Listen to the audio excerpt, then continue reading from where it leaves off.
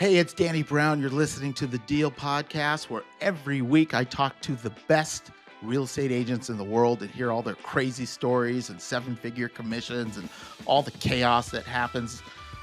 Please leave us a nice comment if you can, even an authentic few words about whether you like this podcast. And if you like real estate as much as we do, please follow us on Apple Podcasts or YouTube.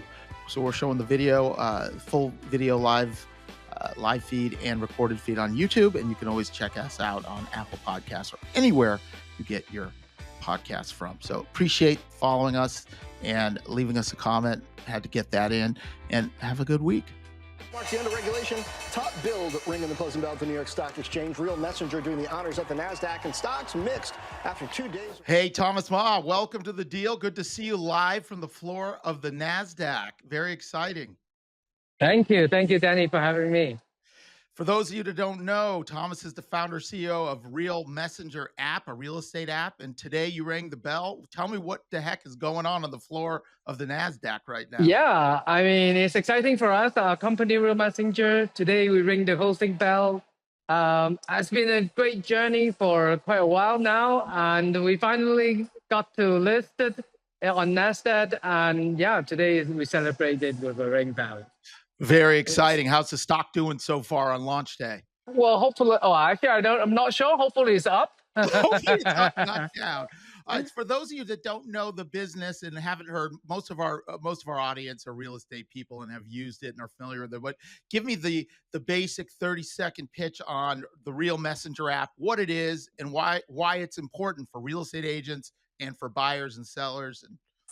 Yeah, sure. Real Messenger is a social messaging app for real estate, for the whole community to connect freely and securely to connect with each other. Agents can connect with buyers and sellers, and between agents collaboration as well. And we try to build an ecosystem that connect every stakeholders. While doing that, we can kind of bring to life the other technology, other products into this network and make every prop tech businesses work. So yeah, we believe in connection first, and then the real estate products will come after. Yeah. So for those of you that haven't used it yet, it's a full ecosystem. So you can do search, you can contact people. There's lots of content. So right now, how many subscribers, how many users are there? Yeah, so we are over 1 million users right now across 35 countries. Keep growing, very exciting. Mostly it's in US right now, but in UK and Australia, we are picking up traction. That's awesome. So you've had a lot of growth. 1 million is huge. So tell me when you started the business, what year did this launch initially? Initially, the idea started in 2018. This is my second venture in the real estate tech space. Right. We've been building this for a few years, and 2 years ago we start to vision ourselves to be listed and to provide ourselves a next kind of phase to the growth of the company. Being like a public company, we can compete with the big legacy incumbent real estate tech companies, and I think we achieved that now today, and hopefully the best things yet to come for Real Messenger.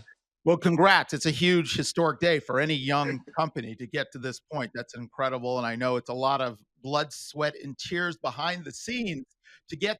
So now that you have this injection of public capital, what do you see for this company, for Real Messenger, over the short term, over the next 12 to 18 months?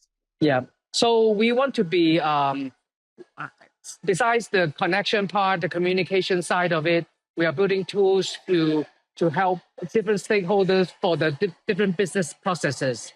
So we try to add on more AI stuff into the processes.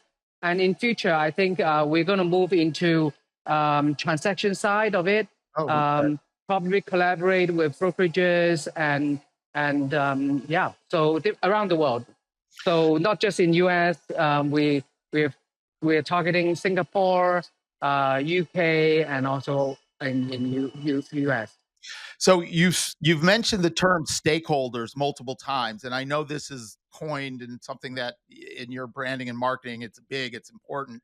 So define stakeholders. Is it, of course, buyers and sellers and agent, but does it continue on to escrow, to title, to inspector, to lender? Who's included in this? Yeah. So really, it's well, I like to define it broadly, but those auxiliary services, mortgages, titles, all that is included. It is. But I think the stakeholders is more like people who are interested in the real estate and industry. Sometimes you don't have to be a buyer or seller, but be interested in looking around houses, knowing the market, checking out the news, just knowing everything that in this space. So I grew up in a real estate family. Right. My family does property development in Hong Kong. Um, we own a bank as well. We are a corporate landlord. So I've been kind of like growing up with all real estate people around Yeah. us. It's kind of like New York. It's everywhere. Everywhere is about development, property, and all that. Yeah. So so so as the stakeholders, meaning that everyone. So yeah, so I think everyone is interested in the real estate space. Yeah. So is it safe to say growing up in a development Hong Kong that is like New York, like LA, ultra complicated, high end luxury?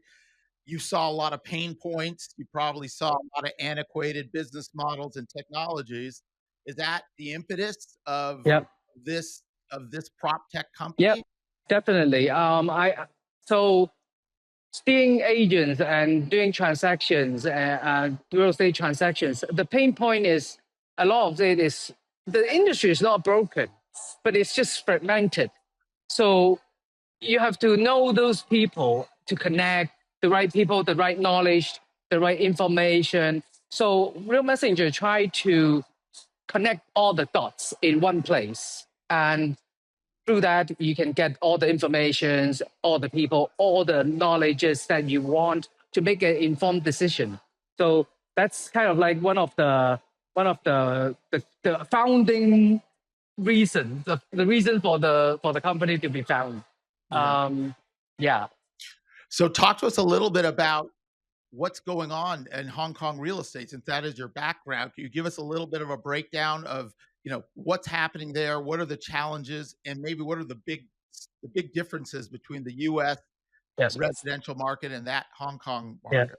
Well, I see the global market is the real estate in terms of globally. It's basically with the interest rate quite high around the world. Almost all countries' interest rate is quite high. Transactions number is not that high. So real estate agents business is not doing that great at the moment. So Yeah. hopefully in the coming months, the interest rate will be lowered worldwide We and hope the so. market will pick up. But in terms of US market and the rest of the world, I think the key difference is not a lot of US people actually aware is the US market. Every listing is exclusive to a listing agent, and you have a buyer's agent. There's actually separate roles, but in around the world, it's always due representation. So they represent the seller and buyers, and the listing are not exclusive. So almost everywhere around the world is like that. So it's That's a big totally difference. different. Yeah, it's a But big. yeah, but we built Real Messenger to cater both market.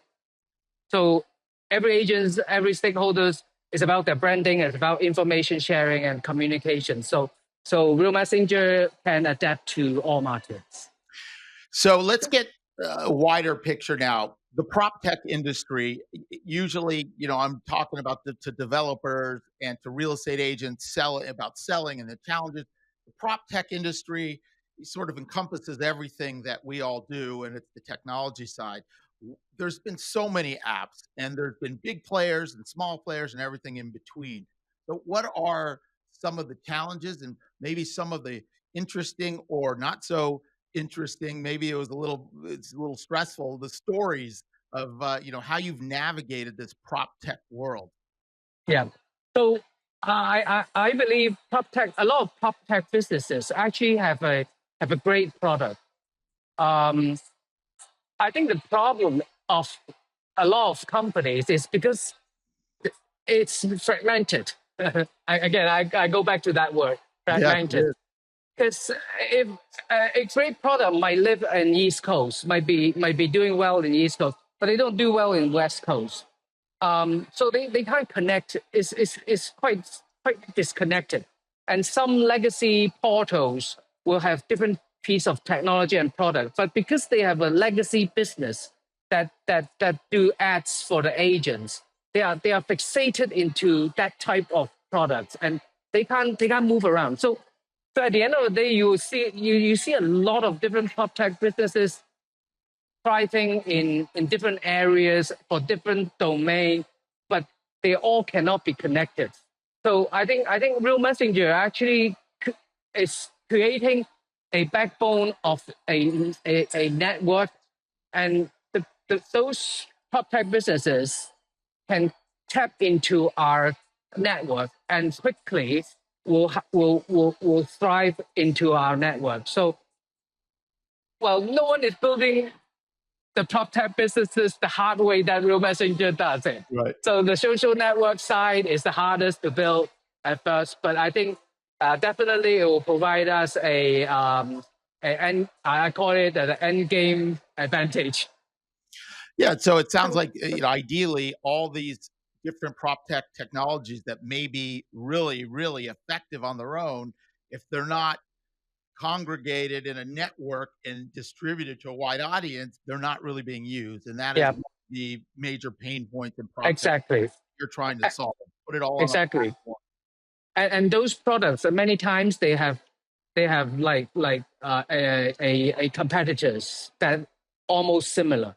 Yeah. So they have to chase for clients, customers, users. But if one product can tap into a already exist network, then they will gain the end game advantage. Yeah. And what do you think of the big, you keep saying legacy businesses? Are you meaning the legacy tech businesses like the Zillows, the Trillios, the Redfins? Or do you mean legacy like Coldwell Banker and Sotheby's Internet? Are you talking? So brokerage is on its own. But what I think I more refer to the portals, Yeah. Zillow Yeah. and all that. Because if you look at Zillow, they work in U.S. market only. Yes. But around the world, in Southeast Asia, there's another company called Property Guru. In almost you have one single or one or two portals in each country, but you don't have one global portal. So we try to break that barrier with us with Real Messengers. Yeah. And so how long do you think it will take for you to penetrate a global marketplace? I mean, obviously you've already started, you have 1 million users, but to Yeah, get to 3 million, 5 million, 10 million, how yeah. long does that take? And is this going public a big part of the momentum and Yeah. wave you need to try to Yeah, I think we just got started. 1 million. It's a start. It's a good start. But I think we still a long way ahead. But while building the network, I think with our product with AI definitely can help accelerate this. And today's listings, I think it gives us a tremendous opportunity to tap into the capital market. And potentially do M&As or collaboration. So it actually accelerate us. I always say to my team, we have a blank sheet of paper today. We can draw whatever we want with Real Messenger, and we can add the pieces that works hand in hand to our business. Yeah, so it will evolve. What works best, you will double down on. Things that don't work as good, you can edit out and just build it the way you want to build it and way your audience wants it. Would you say now that do you have competitors that you look at that are trying to do similar things? Well, the way we do it is a unique route. Um, Everyone wants to do the same, to shoot for the same target, but I believe Real Messenger going through at first it's difficult route rather than just make it easy, but hopefully get there. So I think there's a lot of different businesses want to do the same, but the way we do it is very unique. Yeah, the barrier of entry's gotta be very, very high as well. Yeah. So talk to me about, your real estate background with your family and how'd they let you get out of development into this crazy tech world? Yeah, true. Well, family got big, and I'm the third generation, so I there's the third generation. 4th Um, generation of real estate? well, I'm the third, You're the so but I do help out the business, their business, for a while. But I, I just like to venture out by myself, with the help, well, with the support of the family too. But yeah, I technology is the way to go, and I just want to through technology to help connect the real estate industry and to bring value to the industry. Yeah. I also know that you're into extreme sports. You like Oh to yeah, take big risks. I gotta get you surfing though. I don't think you surf. You like what are your extreme sports? Are you skiing? Are you motorbiking? What are you doing? I race motorcycles. Motorcycles, that's right. You like Yeah, speed, speed. I like speed. Yep, the two wheels, anything can ride, I will do. You'll do it. Horse riding, Horseback jet ride. ski, but most I do motorbike race. I do How motorcycle. how fast does it go, your motorcycle? On the straight is I think it's three almost. Well, my speed is 280 kilometers per hour. That's nuts. That's a bit much. So you're comfortable taking risks on the I racetrack and at Nasdaq as well. But you know what? Every time I go to the track, the first session is so scary. I am quite I scare yeah, it's quite scary. But I You quite like overcome it. it. Yeah, You overcome it. So it's never comfortable to get out there and go that yeah. fast. Always I think I like to challenge myself. Yeah, I bet, I bet. Well, talk to me now about what you see, your challenges moving forward. Now that you've made this splash at Nasdaq, you know, what are some of the obstacles? What are some of the pros, the good stuff and the bad stuff that you see that you're going to have to deal with in the next 6 months to 18 yeah. months? Yep. So with a publicly listed company, there comes with like responsibilities to the shareholders. So previously, I worked as a private company. It's a lot easier. Right. Now for compliance and all that, definitely. Well, but at least we have a great team, a legal team, and an in-house compliance team that is doing great. But yeah, I mean, for coming months, I think we are looking for expanding our business into different areas, to transactions, to content, and to hopefully effectively use AI as into integrate into our product. Yeah. And what's the business model moving forward? Is it a subscription model? Is it, you know, is it services model? Is it a little everything? Yeah, well, the app is probably going to keep it as freely accessible for everyone.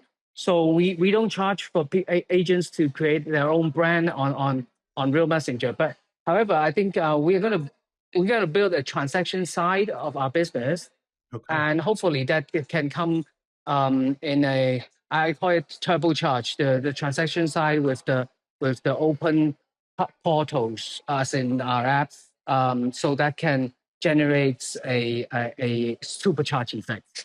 Supercharge. I like it. Yeah. I like it. And that can scale. So for those watching or those people that are thinking or in tech or prop tech and they're trying to figure out, wow, how could I ever get to this point? What are some of the things that a founder should be thinking about and some of the traits and some of the things they should be expecting if they want to go on this path to try to get a startup tech, prop tech public? Well, well, I'm still learning, so I'm in no position to advise people. But I think yeah, there's definitely a lot of hard work, and sometimes I think uh, insist on your ideas, that might turn out great, because it's very easy to follow the other businesses path. Have to be very self-conscious. You have to do something different in order to stand out and succeed. Yeah, I got to imagine there's a lot of obstacles everywhere you turn and a lot of people doubting what you want to do and telling you it's not going to work and day after day after day. What was the first company that you did? The first It's called Ho Ho Joe. It's a rental marketplace. So rental. So, at the time I did it in Hong Kong. It was Hong yeah. Kong market only. It actually the model works. We have revenue of 30 million Hong Kong dollars, which is about 10 30 million Hong Kong dollars. Okay. But I think at the time the book 0 to 1. Yeah. Yep. Yeah, so they mentioned about distribution. So at the time, I spent 9 months to sign those contracts Oh, for that deal. Yeah. So at the time, I signed up a lot of corporate landlords. My family come from corporate landlords, so I had a website that focusing on corporate landlords rentals. It was actually doing quite well, but the distribution is too hard. It's like 9 months for one contract. So wow. actually it kills the business. Say just like 0 to 1, the book of 0 to 1 mentioned. So Yeah. I think for any company, even though you have a great idea, you need to find a way to accelerate that into traction quite quickly. So that's I think is key. That's one of the challenges, trying to scale and execute and get it there. That 0 to 1 is such a great lesson. Any other advice or tips you would give young, it doesn't have to be young, but entrepreneurs in your space and things that they should be thinking about?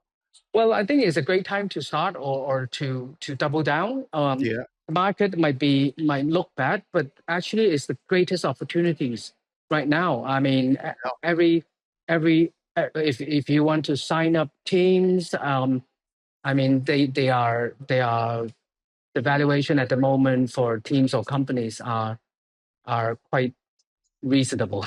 Yeah, so there are opportunities, right? I mean, Yeah. I wonder if your eyes are open and you're nimble, there's great opportunities. And especially, I believe the interest rate will go down in the coming months. So if it starting to head down, any startup or any businesses will grow quite quickly.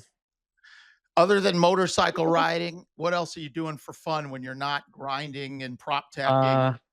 Well, boxing. I compete in boxing too. You compete? You actually get in the ring and mix it up?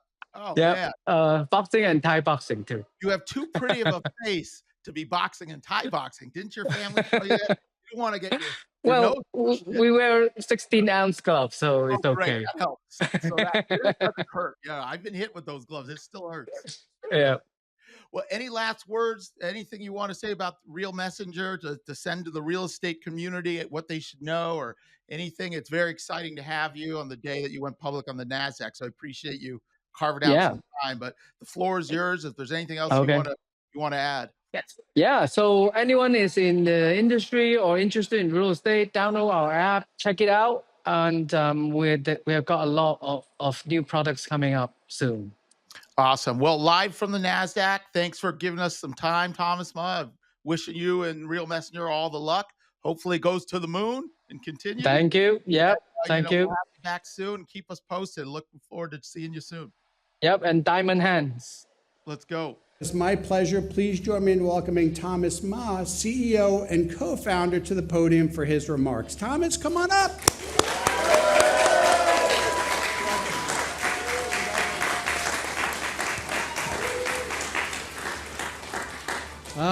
Good afternoon, Nasdaq, and to everyone joining us around the world. Thank you for tuning in to this week's episode. If you like what you heard and you love real estate as much as we do, please go to Apple Podcasts and leave us a 5-star review and a comment. That would help our ratings so much. If you want to hear more episodes, you can go to The Deal with Danny Brown on YouTube or Apple Podcasts, Stitcher, Spotify, Amazon, or anywhere else you consume your podcasts.